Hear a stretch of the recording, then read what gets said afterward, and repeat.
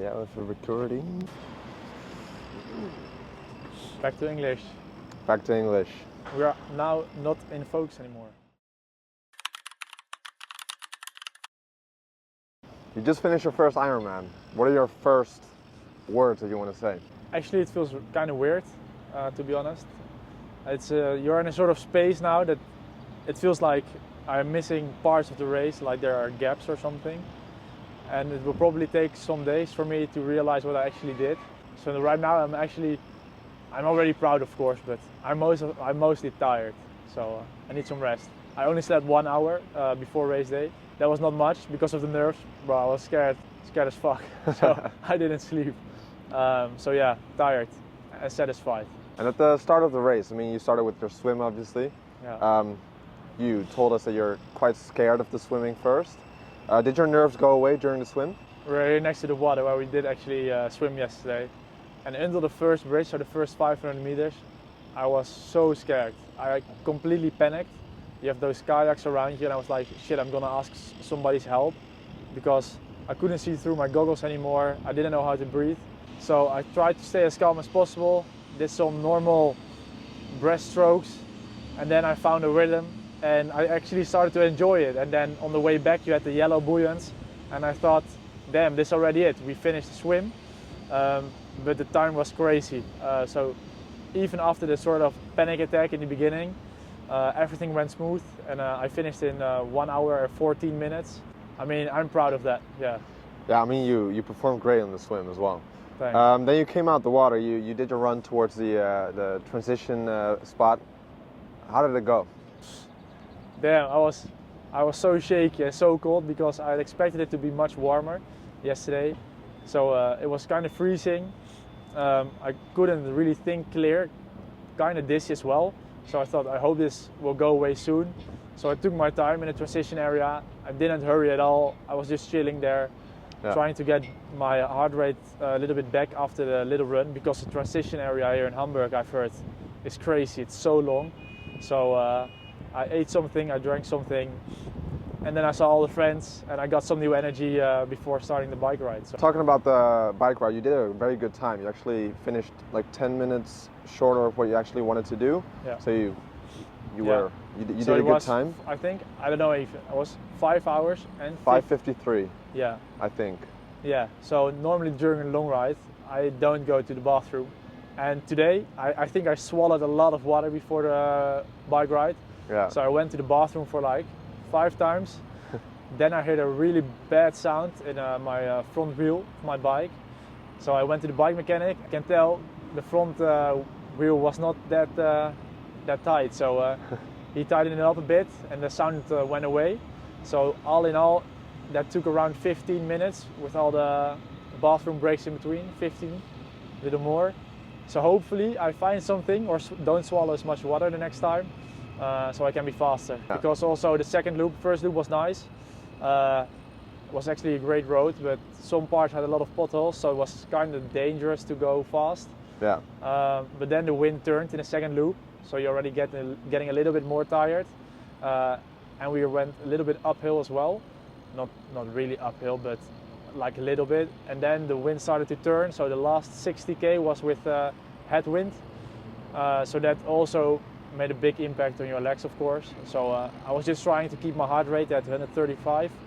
So I had enough energy and I didn't spike too much into my zone 3. So I was still fresh for the run. So the plan worked, nutrition-wise as well. I didn't want to drink, I didn't want to eat my bars, but I kept eating. I never had the feeling that I was hungry. So you know that you're right with your nutrition, but I was done, man, with all the ISO drinks. I was so full of sugar. Yeah, man, I mean, the bike ride is a long trip to go. The moment you arrive at that transition place again, to know that you're on your last segment after this, how does that feel? The thing is, for me, the swim was about surviving because I knew about my panics. And the bike ride, I was like confident that my body is able to do it and that I'm fit enough. But I wasn't really sure about my wheels and my tires, but with all these potholes on the road.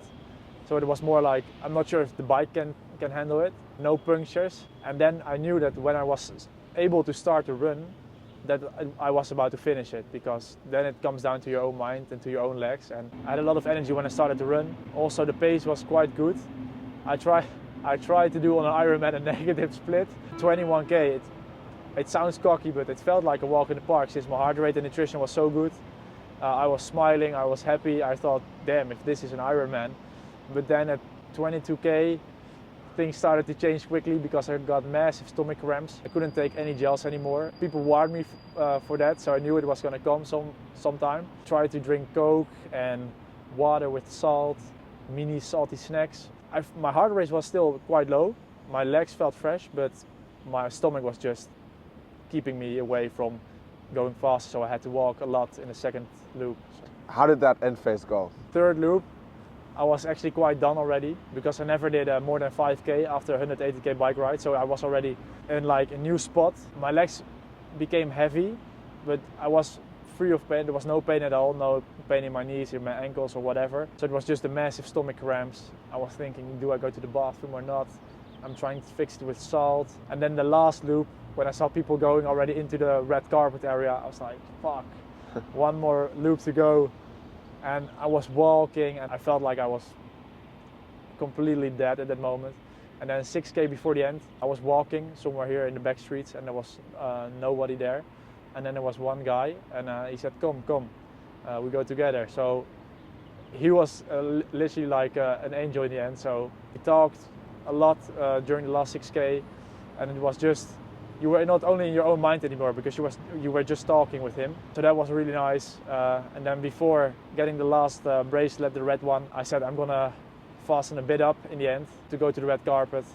I felt perfectly fine again, magically somehow, and then it was time to ring the bell and enjoy the moment. And that's the final moment. Like, how did it feel going over that finish line? And so weird. It goes so quickly because you have trained so long for it and you're almost there. So I started to cry a little bit inside. I was like, damn, so this is the end. But after it, I was just so tired. I couldn't really think like what I actually did, also with the sub 12. Since I didn't look at my watch once today, I was just going based on how I was feeling.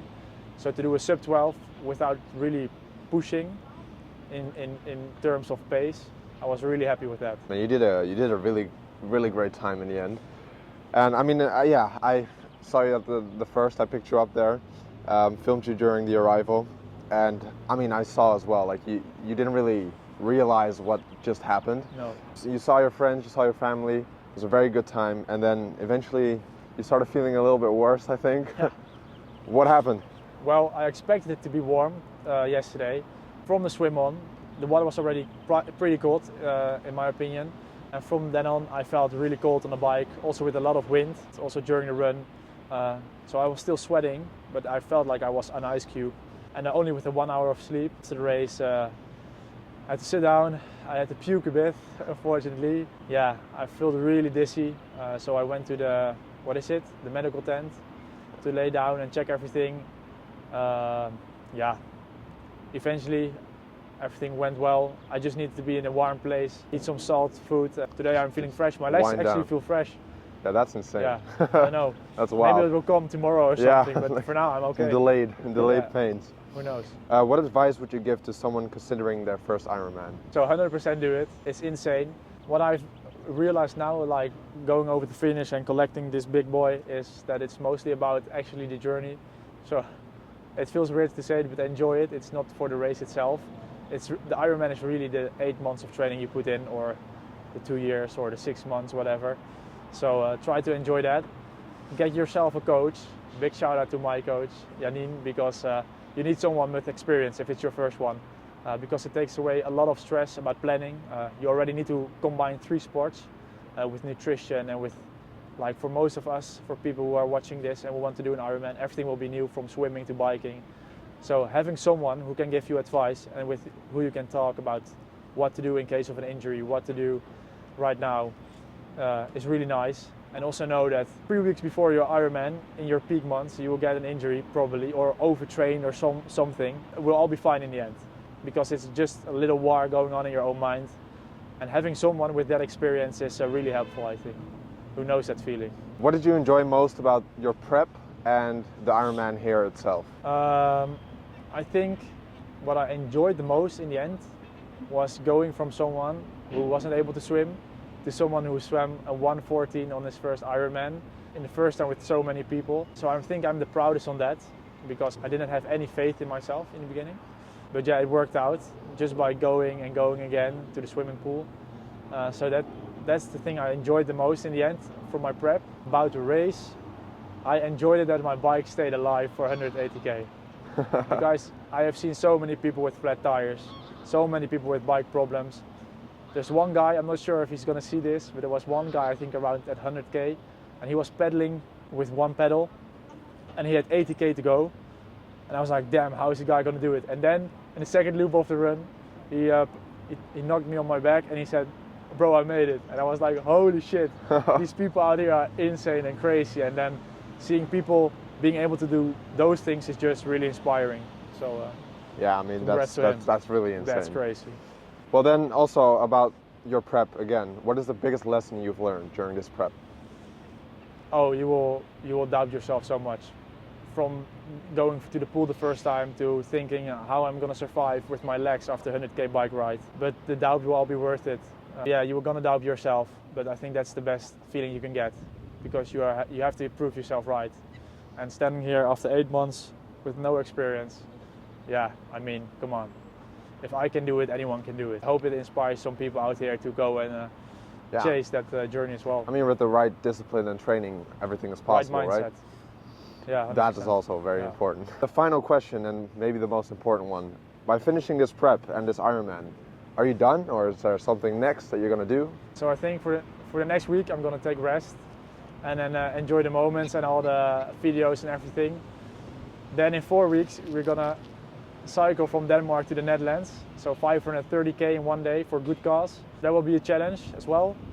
And then next up we got 70.3 Ironman, Skies, Portugal, just to work on my speed and enjoy it a little bit on the shorter distance. Yeah, then in November we are planning on doing a 100k ultra in loops of 3k during the night. So that will be for a men's mental health, good cause. So yeah, many more things to come, and the journey is not finished. So people got to keep watching. It's just the start. Keep watching. Right, that's it. Perfect. It's a wrap. Wrap it up.